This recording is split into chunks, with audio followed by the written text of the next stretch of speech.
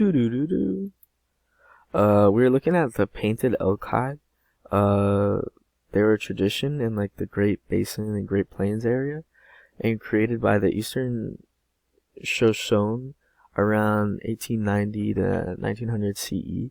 They painted on they painted figural motif onto the elk to show stories and events using pigments and dyes, either made or acquired from trade. The painted elk hide had like many functions. One was to be worn as a cape. One they could hang it on a wall. They kind of inferred that. They don't actually know that, but they kind of inferred it through the corners, and you can see it in this photo right here. I mean, it's not a wall, but it's still hanging. And both men and women painted on the hides. However, men mainly painted on teepees, like here, and shields, and other clothings, which I couldn't find a good picture of. It was all like, I don't know, bad pictures. They often painted scenes of battle, as seen on basically this one. Get zoomed in here, right here, and other like biographical details. Kazdi Cody, a member of the Eastern Shoshone tribe, painted many hides in their in this hide shown. This was attributed to him. So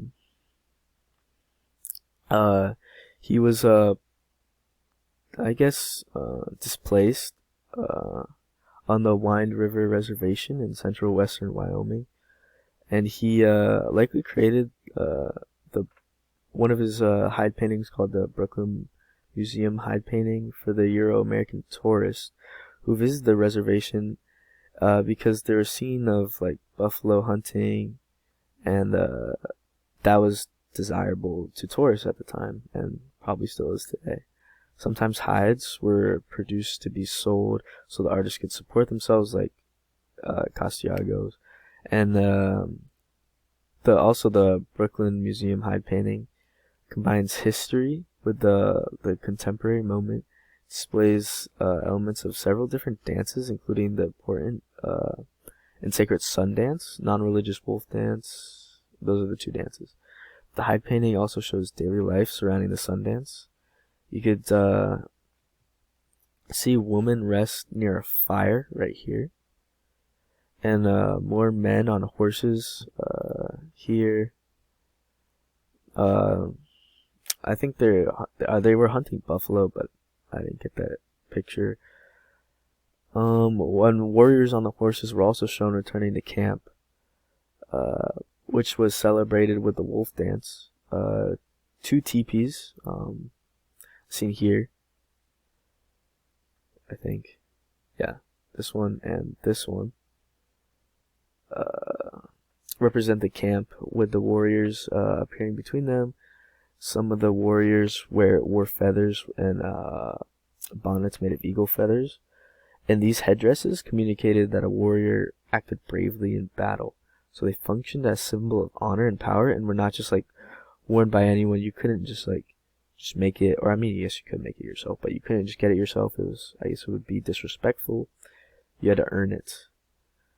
So the Sundance was intended to honor the creator deity for the earth's bounty, and to ensure this bounty continued. It was a sacred ceremony that tourists and anthropologists often witness. However, the United States government deemed the dance unacceptable, outlawing the dance until 1935 to try and basically assimilate the tribes people away from their cultures and into ours. Buffaloes, I have a picture of the river, elk, and buffalo, and the buffalo were sacred to the people, and essential to it was the reason because they're essential to their livelihood. And some hides show skinning buffaloes and separating the animal's body parts into piles, but all the parts were used out of respect to the animal and honoring the animal. But what's sad is that by the 1880s, most buffalo disappeared in this area. So